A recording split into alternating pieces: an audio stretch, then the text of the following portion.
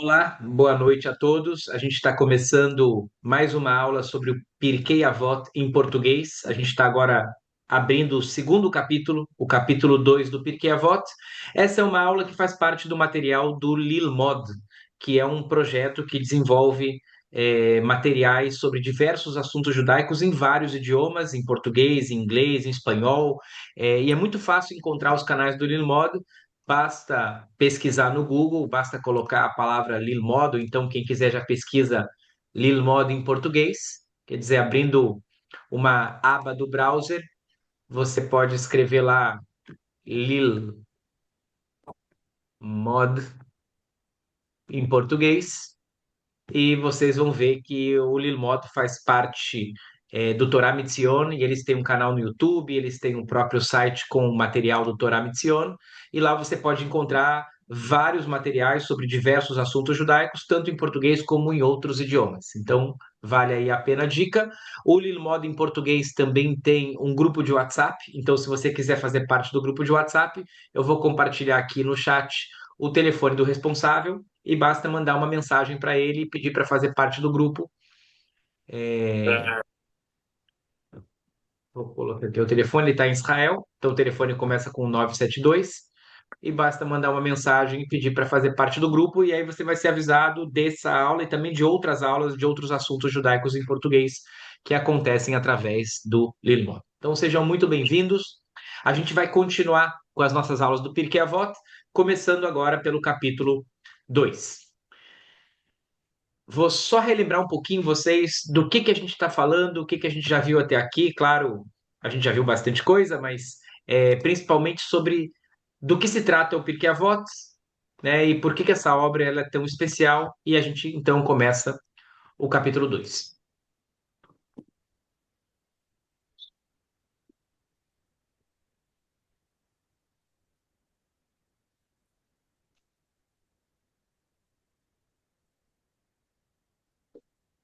A gente comentou nas últimas aulas que o Pirkei Avot, ele na verdade é um tratado da Mishnah. Ele é parte do Talmud.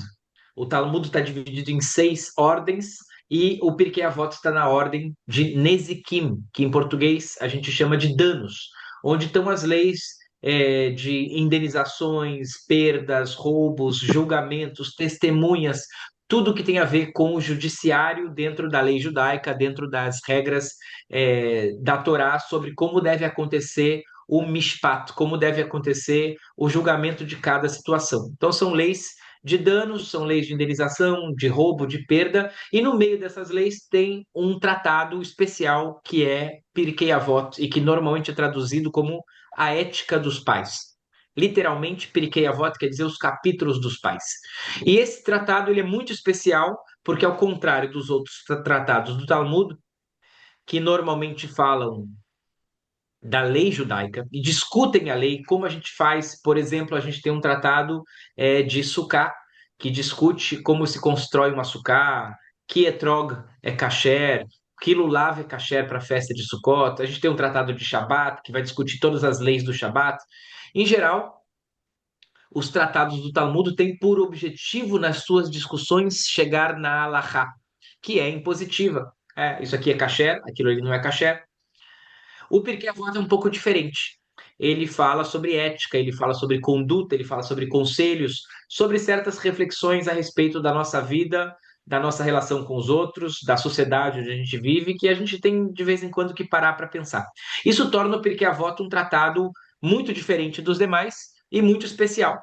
A gente comentou que o Maimônides ele traz na sua explicação algo parecido com a ideia de que o Pirkei Avot ele é o mais fácil e o mais difícil dos tratados. Ele é o mais fácil de entender, porque, em geral, uma discussão talmúdica pode ser muito difícil. Às vezes, para entender uma discussão do Talmud, você tem que ler, reler, fazer uma tabela. Qual é a opinião de Rabi Akiva? Qual a opinião de Rabi Shimon? Por que esse falou assim? Por que esse falou daquele outro jeito? Às vezes é difícil de entender. Por que a altura máxima de uma sucá é 10 metros? Mas depois que você entendeu, e você entendeu que Rabiúda defende que pode ser mais que 10 metros, e por que ele defende, em qual versículo ele se apoia, depois que você entendeu, dentro das especificações. Depois que você entendeu que no Shabat pode fazer desse jeito e não pode daquele jeito, é só fazer do jeito que você entendeu. Mas o Pirkei Avot é o contrário. As frases são muito fáceis, a gente já estudou algumas delas, né? O Pirkei Avot ensina pra gente que a gente deve julgar todo mundo pro bem. Pô, entendi, né? Nunca deve pensar mal dos outros, mas é difícil não pensar mal dos outros. O Pirkei Avot ensina que a gente deve ser humilde. Pô, muito fácil entender que a gente deve ser humilde, mas ser humilde é muito difícil. Então, o Pirkei Avot é o mais fácil de entender e talvez o mais difícil de a gente colocar na prática. E por isso, Pirkei Avot provavelmente é o tratado do Talmud que a gente mais estuda. Quer dizer, quem já estudou uma vez o Tratado de Sukkah, talvez volte, né? Se Deus quiser, a gente volta e estuda de novo daqui a alguns anos. Mas o Pirkei Avot a gente deve estudar sempre. O tempo todo está repetindo, todos os anos a gente relê o Pirkei Avot. E a gente viu no capítulo 1 que o próprio Pirkei Avot explica como que esse conhecimento chegou até aqui, porque a primeira Mishnah do primeiro capítulo, ela ensina sobre a Torá oral, o conhecimento que está no Talmud, como que Moshe recebeu no Monte Sinai, não só a Torá escrita, mas também vários conhecimentos orais. Ele passou tudo o que ele sabia para Yoshua, Yoshua para os anciãos para os sábios da grande assembleia, para os profetas e os profetas para os sábios da grande assembleia. E aí, a partir de então, a Mishnah em Pirkei Avot, a cada ensinamento vai avançando uma geração e dizendo o que que os sábios de cada geração vão ensinando. E as últimas gerações que a gente viu no final do capítulo anterior, Shemaiah e Avtalion, que foram os mestres de Hillel e Shammai, e depois eles são os mestres de Raman Gamliel e Raman Shimon Ben Gamliel, e a gente terminou assim o capítulo 1. E a gente vai agora começar o capítulo 2. Então, depois dessa introdução toda, vamos lá para o capítulo 2. É interessante que a primeira Mishnah do capítulo 2 é bem comprida. De todas as que a gente já viu até aqui, essa é a Mishnah mais comprida até agora. Depois tem outras mais compridas ainda. Em geral, as Mishnahs são mais curtas, elas têm 3, 4 linhas. Essa é um pouquinho mais comprida. É, Essa Mishnah também está dividida em várias partes, como a gente já viu no capítulo anterior. A Mishnah diz o seguinte: Rabi Omer. Rabi é Rabi Yehuda Nassi. Ele é chamado de Rabi porque ele é o autor, ele é, na verdade, o sábio que compilou a Mishnah, que juntou os ensinamentos de todos os sábios na Mishnah, e ele é o Nassi, ele é o grande líder, Rabi Yehuda Nassi. Nassi quer dizer o presidente, o líder do estudo. Então, quando a Mishnah fala Rabi, só Rabi é Rabi Yehuda Nassi. Então, vamos lá. Rabi Omer. Rabi dizia: Eis o derech yeshara sheyavor lo Adam. Qual é o caminho de retidão, o caminho correto que uma pessoa deve escolher na sua vida? A gente muitas vezes tem dúvidas, né, sobre que caminho seguir, como agir em certa situação, falando de ética, falando de escolhas na vida. E ele fala: olha, quando você estiver na dúvida de que caminho seguir, pensa no seguinte: Kol shei tiferet leosea vetiferet lo min ha'adam. Procura o caminho que ele é bom, ele é honroso para a pessoa, que a pessoa sabe que aquilo é correto, aquilo é certo, aquilo é justo. E também Tiferet lo min Adam, também é honrado aos olhos dos demais, que traga estima dos outros para essa pessoa. A Torá nos traz um caminho que não é um caminho de isolamento. Eu vou fazer o que é certo, o que eu acredito que é certo, e eu vou viver certo numa caverna discordando de todo o resto da sociedade. O ideal, o caminho bom para seguir é um caminho que você sabe que é certo, claro, né? O ser humano, nossa alma tem um senso de justiça e nossa missão nesse mundo é fazer o bem. Então, se você sabe que é errado, mesmo que todo mundo diga que é certo, continua sendo errado. É a pessoa que mora num lugar corrupto e todo mundo rouba, a gente já viu no capítulo anterior, né, que a gente tem que se afastar de mais influências, de um lugar onde todo mundo te fala que é normal fazer errado, mas mesmo que todo mundo ache que fazer errado é certo, continua sendo errado.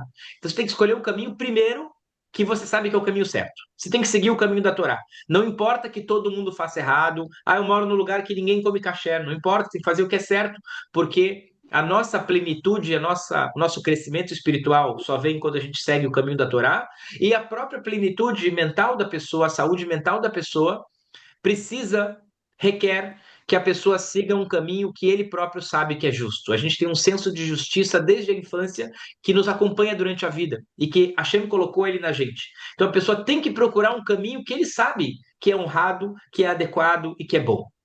A gente não consegue viver feliz e nem construir nada de bom sabendo que a gente está fazendo errado.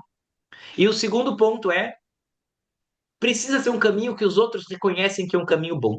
E o caminho da Torá, às vezes, pode ser um pouco difícil no início, depende de onde a pessoa mora, mas é um caminho que, no fim das contas, aproxima a gente do próximo. O caminho da Torá, como a gente viu no capítulo anterior, é Oev Shalom Verodev Shalom. É amar a paz e perseguir a paz.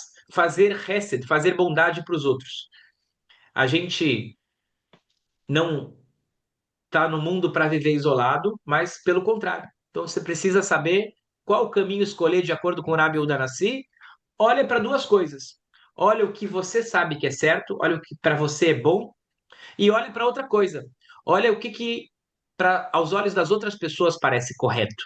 Isso em geral, embora nem sempre, porque uma pessoa pode morar num lugar onde as pessoas estão totalmente afastadas daquilo que é ético, mas em geral pensar no que aos olhos dos outros parece bom, também pode ser bom.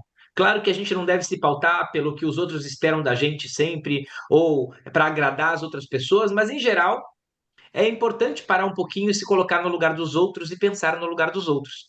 Né? Eu digo às vezes que quando a gente tem uma dúvida ética e a gente não sabe direito o que está escrito na lei, como que é a regra, às vezes basta pensar se eu falasse para tal outra pessoa o que ele pensaria, né? Por exemplo, um estudante está fazendo uma prova e ele está na dúvida se ele pode copiar do caderno do colega ou não. Será que isso é proibido pela Torá ou não é proibido? Será que isso é ético ou não é ético? Ele agora não está com o regulamento da escola. Pensa no seguinte: se você perguntasse para o professor, ou para o coordenador, ou para o diretor da escola se pode copiar, o que ele ia te falar? Ele provavelmente vai te falar que não. Né? Normalmente, aquilo que é ético, se você se colocar no lugar de como que isso parece, você vai ter uma dica de qual caminho seguir. Então, o Rabi falou: olha, você quer uma dica? Pode ser que não vale para todas as situações, pode ser que nem sempre vai se adequar, porque você pode estar numa sociedade onde as pessoas não esperam bondade e justiça, mas se você está num lugar onde as pessoas também querem bondade e justiça, então olha para duas coisas e você vai seguir um bom caminho. Olha o que é certo para você e olha o que é bom aos olhos dos demais, aos olhos da sociedade. Segundo o conselho de Rabi Anassi, mudando de assunto, de Rabi Udanassi, mudando de assunto. Evezair bemitzvah kalá kevachamurá. Toma cuidado de cumprir uma mitzvah fácil, do mesmo jeito que você cuida para cumprir uma mitzvah difícil. Sheina tayodea matan shela mitzvot. Porque, primeiro, você não sabe qual é a recompensa de cada mitzvah. Quanto vale cada mitzvah? Ninguém sabe. E é bom que a gente não sabe. Porque, como a gente já viu também no capítulo 1, a gente não deve fazer as mitzvot pela recompensa. Mas porque esse é o nosso propósito, porque é isso que Deus quer da gente, é isso que nos aproxima dos demais, e não pela recompensa da mitzvah. Mas a gente não sabe a recompensa da mitzvah. Mitzvah, e pensa que deixar de cumprir uma mitzvah, por outro lado, olha que perda que você está tendo, é equivalente ao que você poderia ganhar fazendo ela. E ao contrário, quando você deixa de fazer uma transgressão, você ganha muito por não fazer uma transgressão. Aqui tem um assunto muito interessante. Tome cuidado com as mitzvot pequenas. Normalmente as pessoas pensam, e a gente discutiu isso antes de Shavuot, né, que os mandamentos mais importantes, não assassinar, não roubar, e a gente esquece que, na verdade, a vida não é só feita das grandes coisas, a vida é muito mais feita dos detalhes, de como a gente se comporta no dia a dia, com a esposa, com o marido, com nossos amigos, com as pessoas que trabalham com a gente, do que das grandes mitzvot que a gente de vez em quando, Baruch Hashem, de vez em quando a gente tem a oportunidade de fazer coisas grandes na vida, mas as pequenas coisas do dia a dia constroem o nosso caráter, constroem a nossa vida e fazem com que a nossa alma se eleve. Muito mais nas pequenas coisas do dia a dia. A gente discutiu um pouquinho antes de Shavuot, porque eu comentei que não está escrito em lugar nenhum na Torá que os 10 mandamentos são mais importantes que os outros mandamentos. E muito pelo contrário. A gente sabe que Rabi Akiva falou que a grande regra da Torá é amar o próximo como a ti mesmo. E amar ao próximo como a ti mesmo está em Levítico, não está nos 10 mandamentos. É, fazer tzedakah não está nos 10 mandamentos. Quem disse que esses mandamentos são mais importantes que os outros? A Torá não falou isso.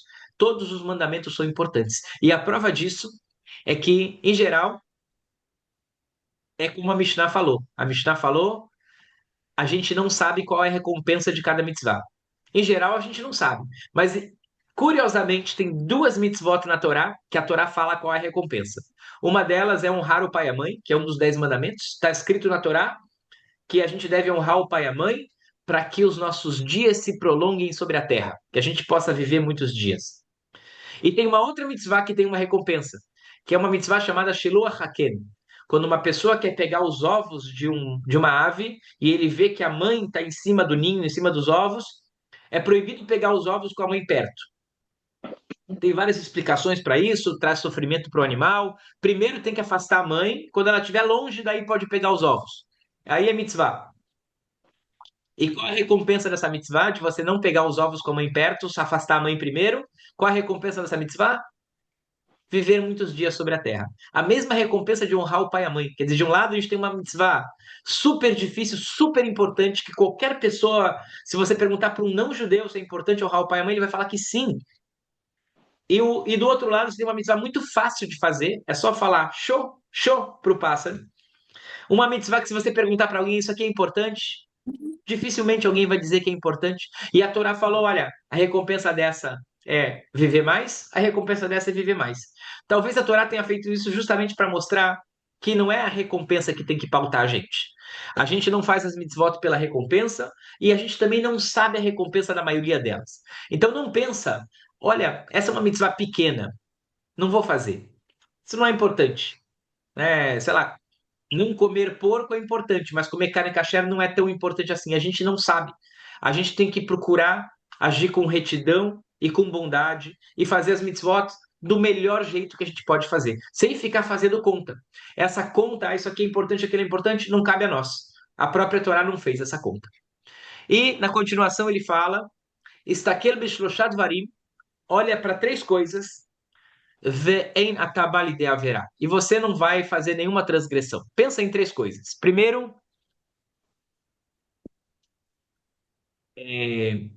dá malemala mimar. Saiba o que tem acima de você.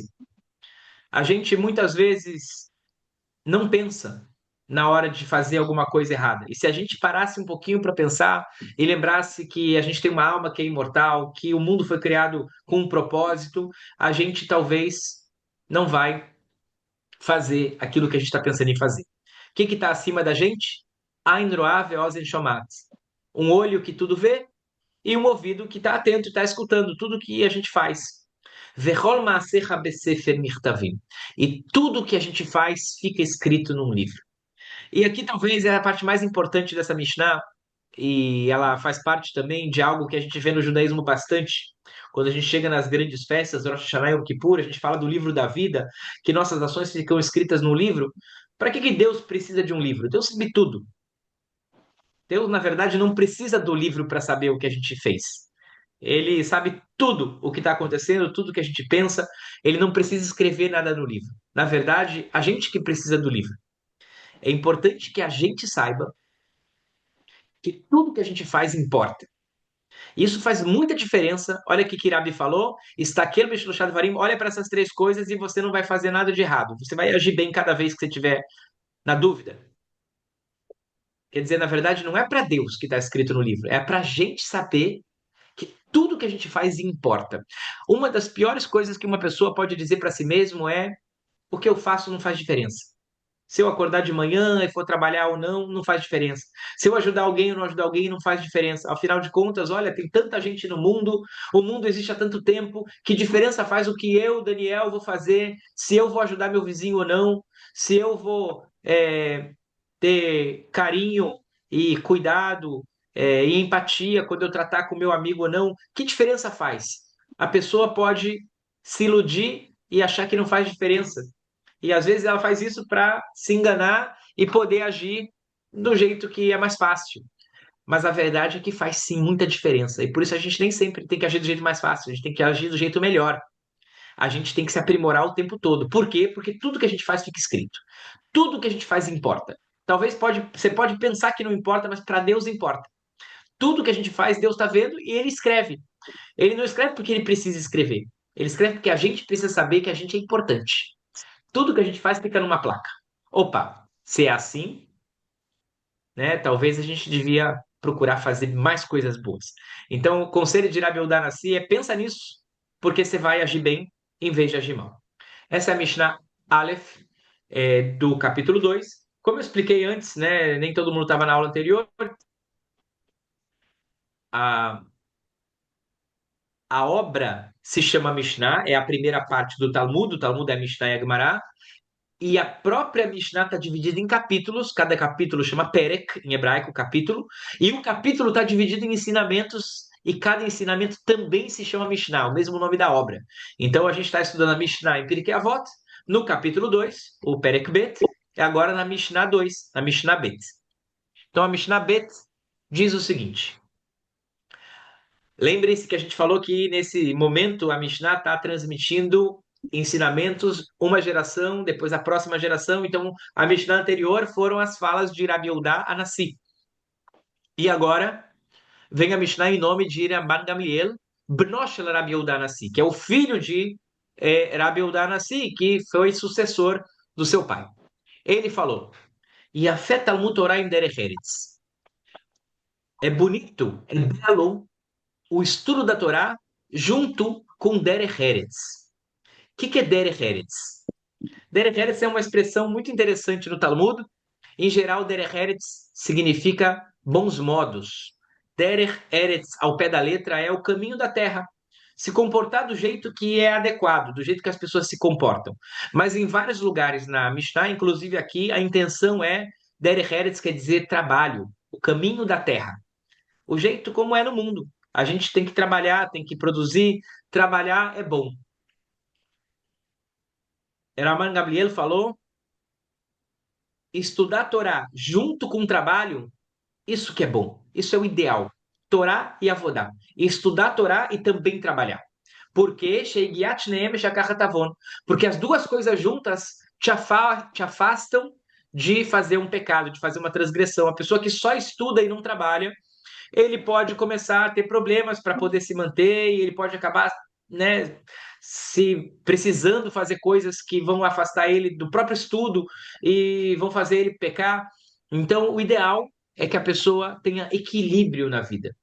Equilíbrio quer dizer, e a gente já viu que Shammai falou, que tem que ter um estudo fixo de Torá todo dia.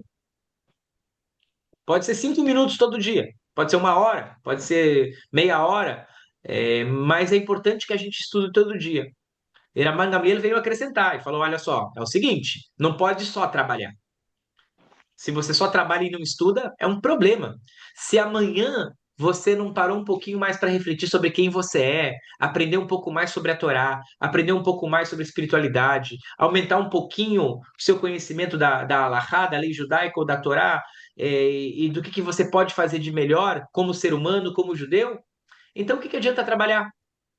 Né? O ser humano é muito, muito especial na sua alma e no seu intelecto. Se você só trabalha e não estuda a Torá, um problema. Se você só estuda a Torá e não trabalha, você pode acabar indo para o lado do pecado. E, portanto, Torá junto com o trabalho, isso é que é bonito. A gente tem que ter equilíbrio. Trabalhar e estudar. E esse equilíbrio, ele é individual. Tem gente que consegue estudar 4 horas por dia, 8 horas por dia. Tem gente que, Baruch Hashem, não precisa trabalhar tantas horas. Tem gente que precisa trabalhar mais horas. E cada um encontra o seu equilíbrio. Mas é importante que você possa encontrar o equilíbrio. Ninguém no mundo pode falar: eu nunca vou estudar nada porque eu tenho que trabalhar o tempo todo. Isso não existe. Se você está fazendo isso, certamente você está fazendo algo que não é saudável. E ninguém deve dizer também: só vou estudar a Torá, a não ser que seja um caso de exceção. A gente vai ver mais para frente casos de exceção. Vechola Torá, disse Raman Gamliel, filho de Rabi Udanassi, Kol Torá Shein Melachá, toda Torá que a pessoa só estuda e não faz, não pratica e não trabalha, sofá b'telav vegorer tavon. No final, a pessoa acaba não tirando nenhum proveito desse estudo. Se a pessoa se isolou totalmente do mundo. Né? A gente falou disso outras vezes. No judaísmo, a Torá não quer que a gente se isole, ao contrário, a gente faz parte de uma sociedade. Se uma pessoa está vivendo a vida dele inteira no alto de uma montanha, isolado de todo mundo, quando que ele vai fazer tzedakah? Quando que ele vai poder ajudar um pobre? Quando que ele vai poder formar uma família? O ideal não é se afastar da sociedade, é a gente se envolver com a sociedade, construir um mundo melhor, um mundo com mais espiritualidade, com mais Torá, e, portanto, Torá com trabalho junto. Isso é bom. Porém, Kol Torah she'ein ima melachá, se a pessoa só está pensando em estudar sem nenhuma prática e sem nenhum trabalho, no final, esse estudo não vai vingar. E ele até pode levar a pessoa a transgredir.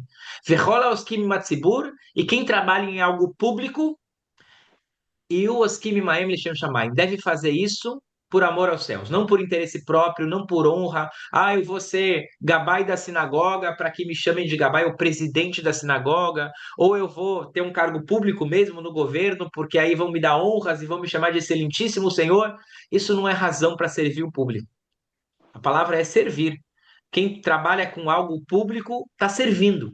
E ele tem que servir porque ele acredita que ele tem condições de servir de uma maneira boa e adequada à comunidade, à sociedade, o mundo, a Torá. E ele deve fazer isso, portanto, Leshem Shamayim. Shezruta votav esaitam. Se você faz isso, o mérito dos nossos pais nos ajuda. E a gente tem sucesso. Vitzitkatam omedet laad. E a justiça deles se mantém eterna. Veatem, e a pessoa que faz isso, disse Raman Gamliel, eu digo para vocês que vocês têm mérito de ter recompensa como se vocês tivessem feito tudo que vocês podem fazer.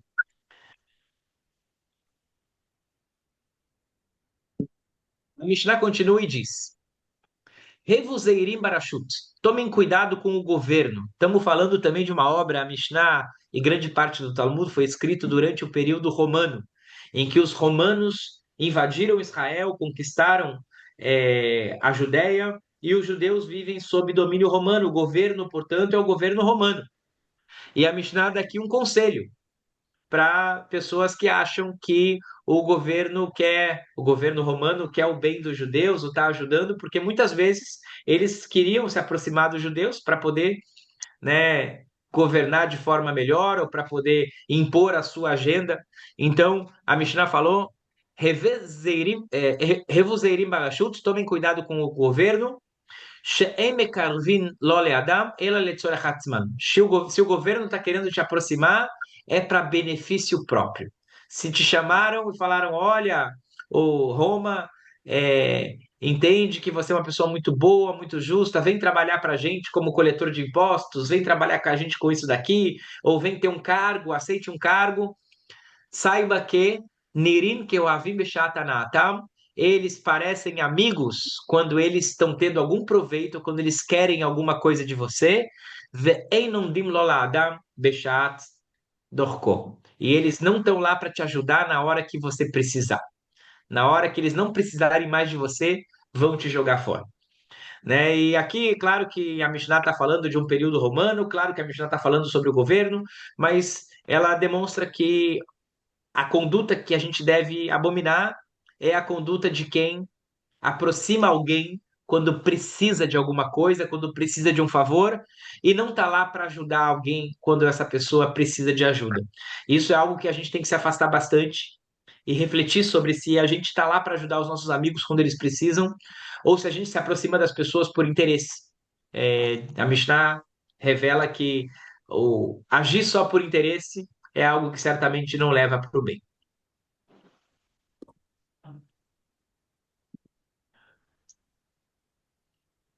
Vamos agora na Mishnah número 4. Ruaya Omer, ele também costumava dizer: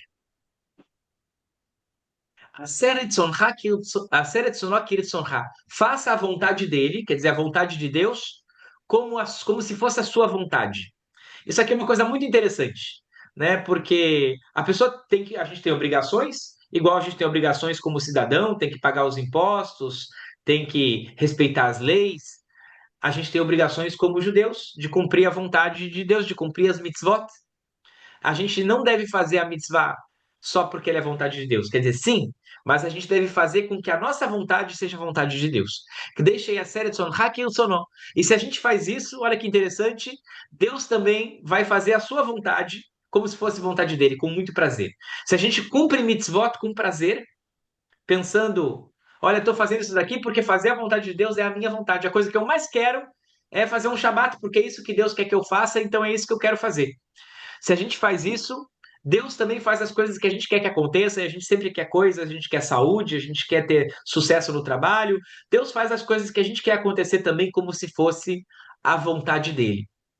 E o contrário, bater anula a tua vontade diante da vontade de Deus, e quando a vontade de Deus for trazer alguma coisa ruim, ele também vai anular a vontade dele para fazer a sua vontade.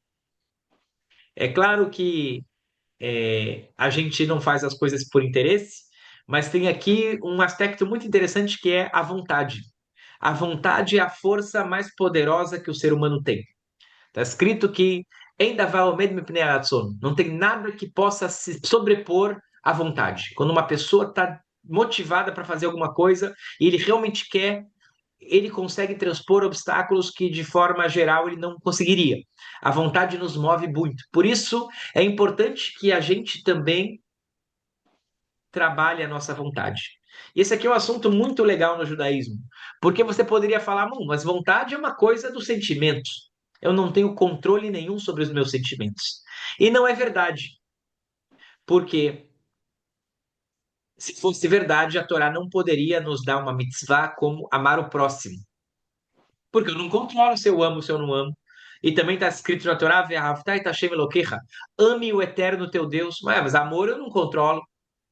Não é bem assim. Na verdade, se você se preocupa todo dia em fazer tzedakah, em dar algum dinheiro para ajudar uma outra pessoa, se você se preocupa todo dia em respeitar outra pessoa, em devolver uma coisa perdida quando você encontra, se você se preocupa em agir de uma certa forma, você nutre o amor que você tem pelas pessoas. E se você, ao contrário, age sempre com egoísmo, você se afasta desse sentimento. Tem uma frase muito boa, que é de um filósofo, o autor do Sefer HaChinuch, um rabino espanhol. Estamos falando de um filósofo de quase 1000 anos atrás, e ele fala uma frase muito boa. Ele fala o seguinte: atrás das ações se arrastam os corações. A maneira como a gente age, o que a gente pratica, é isso que transforma o que a gente sente e a nossa vontade. E não o contrário. Não é a nossa vontade, não é o nosso coração que nos faz agir, é a nossa ação que nos faz ter coração. Ele explica isso de uma forma muito interessante, porque a Torá tem muitos mandamentos para lembrar da saída do Egito, para comemorar Pêssar. Está escrito na Torá que para comemorar Pêssar, a gente não pode comer pão durante 7 dias. A gente tem que comer matzá na noite do Seder. A gente tem que contar para os nossos filhos que a gente saiu do Egito. A gente tem que comer maror. E por que tem que comer maror? Para lembrar que saiu do Egito. Por que tem que comer matzá? Para lembrar que... Por que precisa de tantas ações para lembrar uma coisa só? Fala, porque são as ações, a prática, que transforma o nosso sentimento, os nossos desejos, transforma a maneira como a gente tem mais paciência, como a gente se comporta em relação ao próximo. Isso transforma também a nossa vontade. Então, quando a Mishnah fala a sé, em português aqui o tradutor fala considere sua vontade, mas em hebraico está escrito faz a tua vontade. A gente tem a capacidade de fazer, de transformar a nossa vontade. Ah, mas eu não tenho vontade de ajudar. Não importa, ajuda hoje, ajuda amanhã, daqui a 300 dias volta e fala se você não está com vontade. Eu comentei isso em relação ao corpo, é muito fácil de ver, né? Uma pessoa que não tem vontade de fazer ginástica, não tem vontade de ir para academia, de fazer exercício, tá bom, mas faz mesmo assim. Faz um dia. Ah, não gostei. Faz 2, faz 100 dias. Faz 4 anos de ginástica todo dia. Eu garanto para você, quem faz ginástica sabe. Se você fica depois um dia sem fazer, você fica com vontade de fazer. O que você não tinha nenhuma vontade de ir na academia, agora que você vai todo dia, o dia que você não consegue ir, você se sente mal. Você fala, puxa, eu queria ir. Tô com vontade, sabe aquela vontade de ir? Normalmente você não tem, mas se você pode mudar a sua vontade, de acordo com as suas ações. Então a gente tem a possibilidade de, agindo bem, fazer com que a vontade de Deus seja a nossa vontade. Hillel Omer, Hillel, que a gente já viu no capítulo anterior, ensinou: Al tifrosh min hatzibur, não se afasta da comunidade. O ser humano, a gente já falou isso outras vezes, né? É, o caminho do judaísmo e da Torá é que uma pessoa não esteja isolada, mas que ela esteja envolvida com a comunidade. Então a gente não deve se afastar do público. Isso que Hillel ensinou entra depois na Halachá, para quem tem curiosidade sobre a lei judaica, em vários aspectos muito, muito interessantes. Por exemplo, às vezes acontece de uma pessoa estar viajando e alguém que é um judeu ashkenazi ou judeu sfaradi está viajando para uma cidade onde o costume é diferente do dele. E ele chega na sinagoga e todo mundo levanta num certo momento da reza que ele não costuma levantar, mas todo mundo levantou, você levanta também. Você faz parte do grupo, né? A gente não deve se afastar da comunidade e nem fazer diferente do que aquilo que é respeitado, que é adequado, ou que é bom para a comunidade inteira, porque é bom para a gente individualmente. E nunca confia em você mesmo até o dia da tua morte. Nunca pensa, eu não vou cair em tentação de fazer uma coisa errada porque eu já, né, venci esse obstáculo. Não, nunca confie em você até o dia da tua morte. E a gente nunca sabe quando vai morrer, então todos os dias da nossa vida a gente deve ser cuidadoso para fazer o que a gente viu lá no início do capítulo 1, que é fazer uma cerca em volta dos nossos atos, em volta da Torá. Ve'al tadin et havercha, nunca julga outra pessoa até que você esteja no lugar dele. Acontece que a gente nunca está no lugar de outra pessoa. Cada pessoa é única e a gente nunca está nos sapatos de outra pessoa. Então, basicamente, o que Hillel falou é: a gente não deve julgar os outros. A gente já viu, né, que a Mishnah falou que temos que julgar todo mundo lekafshut, nunca julgar as pessoas para o mal, porque a gente nunca está no lugar delas, né? Então, não devemos julgar alguém que a gente não viveu a vida que ele viveu. A gente não sabe que dificuldades ele teve na infância, quais habilidades ele tem, quais habilidades ele não tem, e, portanto, a gente não deve julgar outras pessoas. Muitas vezes, quando a gente está julgando os outros, na verdade, a gente está fazendo mal para a gente mesmo. Eu contei algumas semanas atrás a história do jovem que comprou pacote de biscoitos e achou que estavam pegando dele, quando na verdade ele que estava pegando. A gente, quando julga os outros, normalmente não está fazendo bem nem para os outros, nem para a gente. E está fazendo o contrário do que ele falou, que é Altifrost Miratzibur, não se afasta da comunidade. Julgar os outros é a pior coisa que uma pessoa pode fazer, porque é a coisa que mais vai afastar ele dos demais, dos amigos, da comunidade.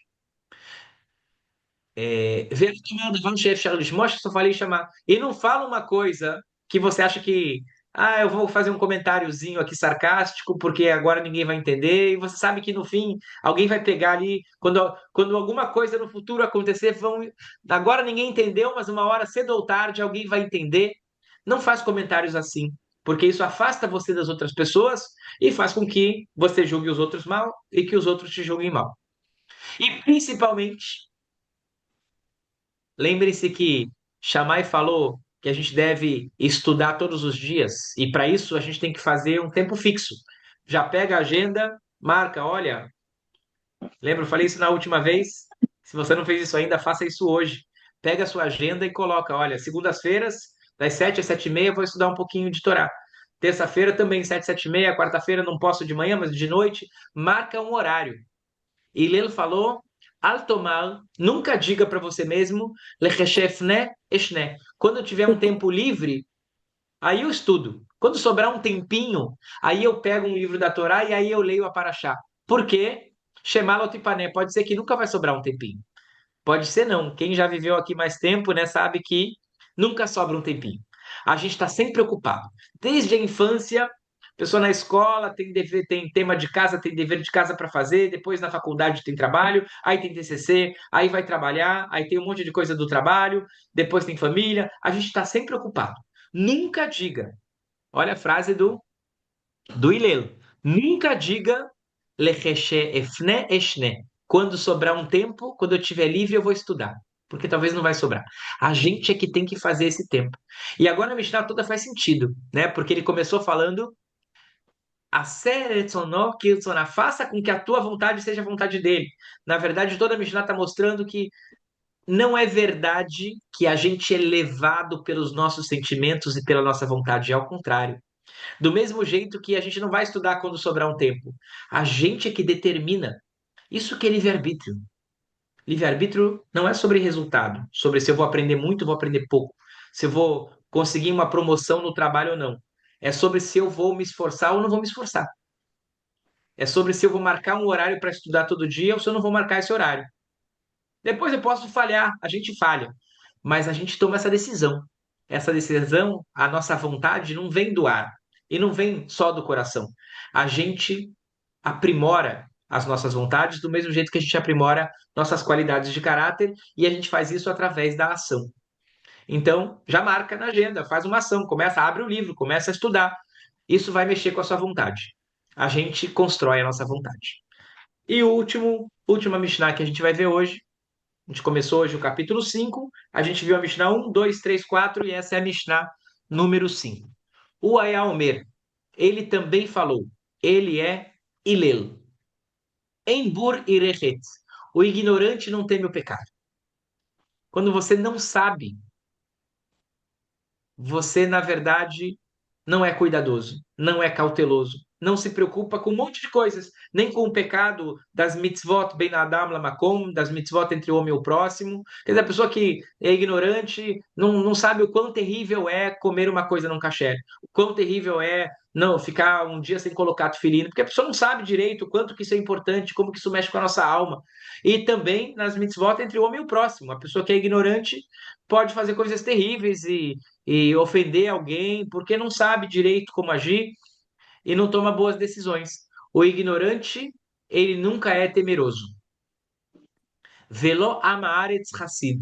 E quem não tem conhecimento, quem não estuda, que é ignorante também é outra forma de falar, né? Quem não tem instrução, esse é amaretz. Amaretz literalmente quer dizer povo da terra. Pessoa ignorante, pessoa simplória, uma pessoa sem instrução. Essa pessoa não consegue ser Hassid, não consegue ser um devoto, uma pessoa piedosa, um Hassid. Hassid na Mishnah e no Talmud tem um significado, e hoje em dia é comum que a gente use a palavra Hassid com outro significado. No Talmud, a palavra Hassid significa devoto piedoso. O que que é um devoto piedoso? É alguém que faz mais do que a obrigação. Por exemplo, uma pessoa tem a obrigação de dar 10% do que ele teve de lucro, do que ele ganhou de tzedakah, o Hassid vai dar 15%. Porque ele é Hassid. Ah, é obrigatório dar 15%? Não, mas ele é Hassid, ele quer dar mais do que precisa. Ele vai dar mais tzedakah do que precisa. Quando for o Shabat, que horas que começa o Shabat? Ah, começa 5h17, o acendimento das velas. O Hassid às 4h30 já vai parar de trabalhar. Porque ele vai fazer mais do que a lei obriga. Acontece que, olha que coisa interessante, para fazer mais do que a lei obriga e ser realmente devoto, e que isso mexa com o seu coração, com o seu sentimento, com a sua vontade, com a sua alma, você precisa saber qual a obrigação. Você só consegue fazer mais do que é obrigatório no Shabat se você souber que o Shabat começa às 5h17. Aí você começa às 4h30 e fala, bom, fiz mais do que precisava. Se você não sabe que horas começa, se você não tem instrução, então você começou às 4h30, mas você não foi racista, você só foi ignorante. Você nem sabia que horas começava. Se você não sabia que a obrigação é dar 10%, o fato de você ter dado 15 não te fez racista. Talvez você achou que era a obrigação era dar 15. Então é importante que você saiba qual é a sua obrigação, que você tenha a instrução, que você saiba qual é a tua responsabilidade.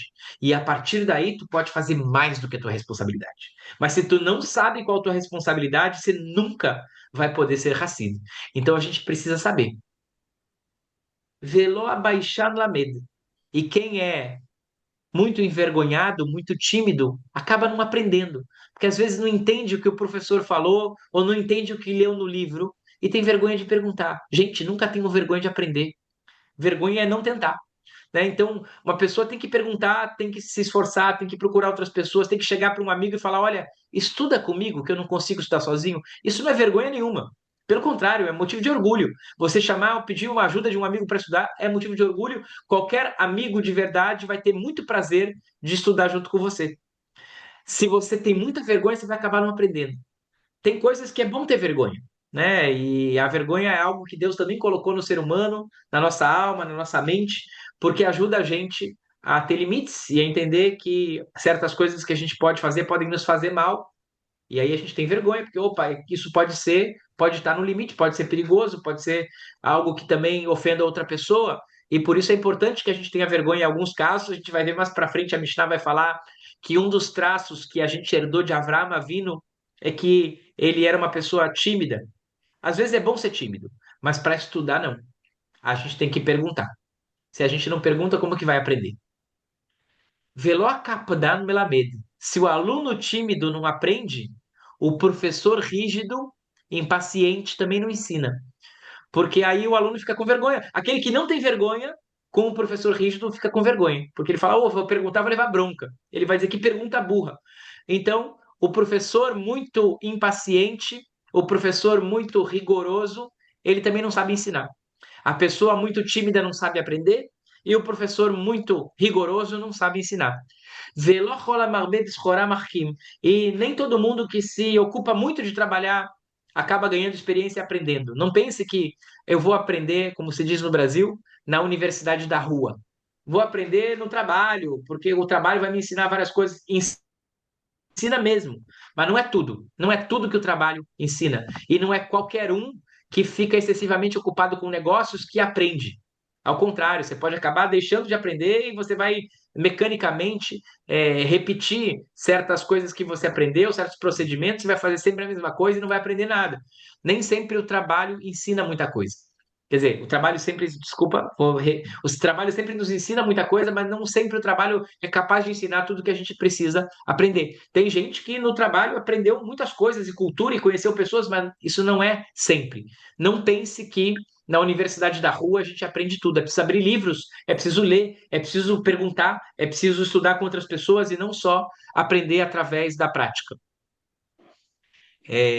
O Bemakom She'ein Anashim, e se você está num lugar, ele traduziu aqui como líderes, mas em hebraico está escrito Anashim, pessoas. Se você está num lugar onde não tem pessoas, onde não tem alguém que é mente, onde as pessoas não são educadas, não diga, aqui todo mundo faz assim errado, vou fazer também errado. Não. No lugar onde não tem ish, Ishtadel se esforça para tu ser mente, para tu ser um ish nesse lugar. Dê você o exemplo. Mas todo mundo está fazendo errado. Dê você o exemplo, então. Ideal seria a gente se cercar de pessoas que fazem coisas boas e viver num lugar onde todo mundo é ish. Mas se não, seja você o ish. Né? Dê você o exemplo daquilo que é certo, adequado, correto e ético. Aqui termina a Mishnah Rei, é a quinta Mishnah. Na semana que vem a gente faz das 6 a 10 e assim a gente vai seguir no Pirkei Avot para poder, se Deus quiser, aprender cada vez um pouco mais. Ah, E que quem bom. sabe, na próxima, a gente, depois que terminar tudo, a gente começa de novo do início e aí a gente vai poder ir mais profundamente em cada Mishnah. Eu vou terminar aqui agora a gravação, essa aula vai ficar gravada. Se vocês tiverem perguntas, fiquem à vontade para perguntar. Eu fico aqui mais um pouquinho, sem problemas. Adorei a aula, Rabino.